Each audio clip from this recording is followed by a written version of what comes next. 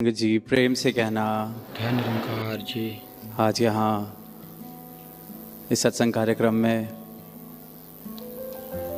हम सब संतों की वाणी श्रवण कर रहे थे। अनेक तरह के भाव, अनेक तरह के तरीके, चाहे वो गीत रहे, विचारें रहीं या कविताएं, जिसमें हास्य का रूप भी देखा हमने, पर संकेत सिर्फ एक ही सत्य की तरफ, एक ही रहमत की तरफ जो पूर्ण सद्गुरु ने हम सबके जीवनों पर की है।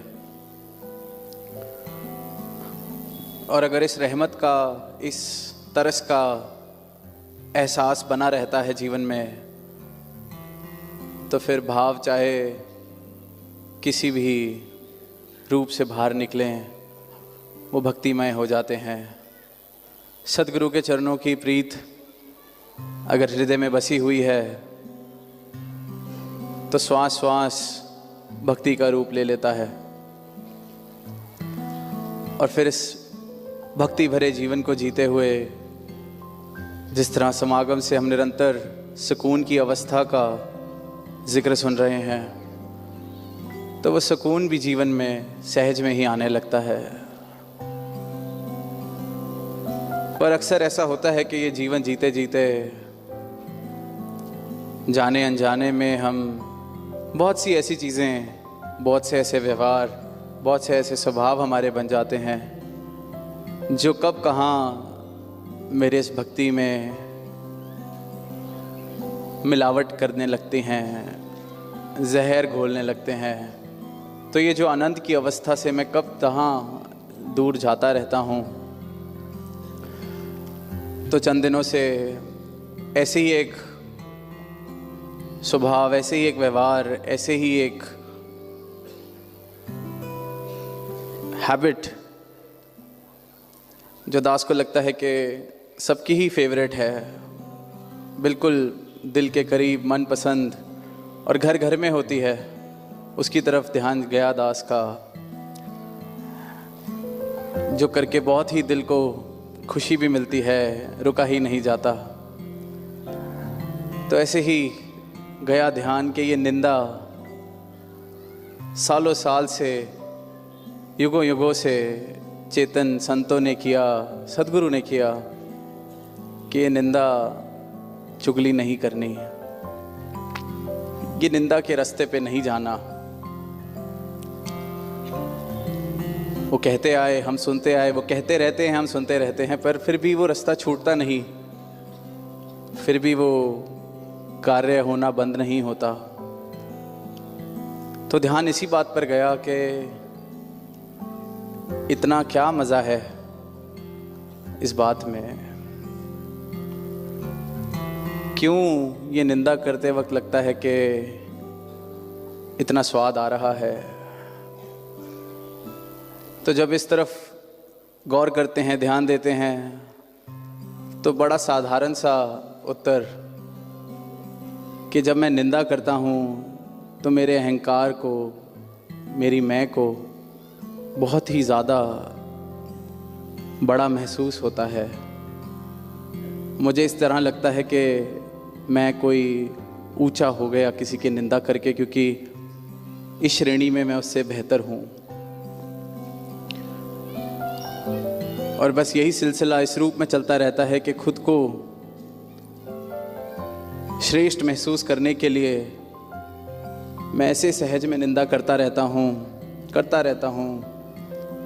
और मुझे इस बात का एहसास भी नहीं होता कि ये करते वक्त मैं अहंकार में इतना लीन होना शुरू हो गया कि कब इस निरंकार से, कब सद्गुरु के चरणों से मेरी दूरी बन जाती है, मुझे इस बात का एहसास होना बिल्कुल बंद।